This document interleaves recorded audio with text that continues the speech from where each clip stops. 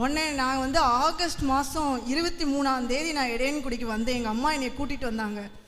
நான் அண்ணனை வந்து பர்சனலாக அவங்க வீட்டில் போய் நாங்கள் வந்து ப்ரேயர் பண்ணோம். அண்ணன் வந்து எனக்கு தலையில் எண்ணெய் பூசி எனக்கு ப்ரேயர் பண்ணாங்க. அந்த ப்ரேயர் பண்ணும்போதே எனக்கு ஒரு ரிலீஃப் கிடச்சிது. உடனே நான் எங்கள் வீட்டுக்கு வந்து நான் உட்காந்துருக்கேன். உடனே எனக்கு ஒரு தூக்கம் வந்தது. உடனே நான் படுத்துட்டேன். படுத்ததுக்கப்புறம் திருப்பி பார்த்தா ரிலாக்ஸாக ரொம்ப ரிலாக்ஸ் ஆகிட்டேன். எனக்கு கர்த்தர் வந்து பரிபூர்ண சுகத்தை கொடுத்தார். 2 வருஷமாக நான் வந்து ரொம்ப கஷ்டப்பட்டேன். அதுக்கப்புறம் குடும்பத்துலேயும் வந்து ரொம்ப போராட்டம். எனக்கும் என் ஹஸ்பண்டுக்கும் ரொம்ப பிரச்சனைகள் வரும். அவர் வந்து ஒரு சின்ன விஷயத்துக்கு கூட அவர் ரொம்ப கோவப்படுவார், ரொம்ப டென்ஷன் ஆவார். ஆனால் அதுவும் நான் வந்து 10 வருஷமாக ரொம்ப கஷ்டப்பட்டேன். அதுக்காகவும் அண்ணன்ட்ட வந்து குடும்பத்தில் ஒரு சமாதானம் வேணும் அப்படின்னு சொல்லி நான் ஜெபம் பண்ணேன்.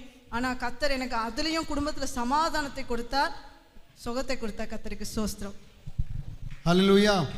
பாருங்க, சிவாசிலிருந்து வந்திருக்காங்க. சொன்னது பார்த்தீங்களா, 2 வருடமாக கொடிய தலைவலி, ரொம்ப கஷ்டப்பட்டுருக்காங்க. எவ்வளோ ட்ரீட்மெண்ட் எடுத்தாங்க, சுகமாகலை. ஆனால் ஆண்டவர் சுகமாக்கிட்டார். ஹல்லேலூயா. 10 வருஷமாக குடும்பத்தில் இருந்த சண்டைகள், அடிக்கடி வர்ற பிரச்சனையை மாட்டி போட்டார். எல்லாம் கரங்களை தட்டி கர்த்தருக்கு மகிமை செலுத்துவோமா? இது கர்த்தரே செய்கிறார். அமேன். அவரே வல்லமை உள்ளவர். அமேன். சரிம்மா, சந்தோஷம். ஆமா, உங்கள் பேர்? செல்வகுமாரி. எனக்கு மகாதேவன் குலம், பேர் செல்வகுமாரி. இந்த 2021 வந்து எனக்கு ரொம்ப கஷ்டம், சொல்ல முடியாத அளவுக்கு மேலும் மேலும் அடி, ரொம்ப கஷ்டம். ரொம்ப உடல்நிலை சரியில்லாமல் வீட்டில் ஒவ்வொருத்தருக்காக மாற்றி மாற்றி வந்துக்கிட்டே இருக்கு. எனக்கு 2 பையன் உண்டு. 2வது பையனுக்கு தான் முதல்ல காய்ச்சல் வருது.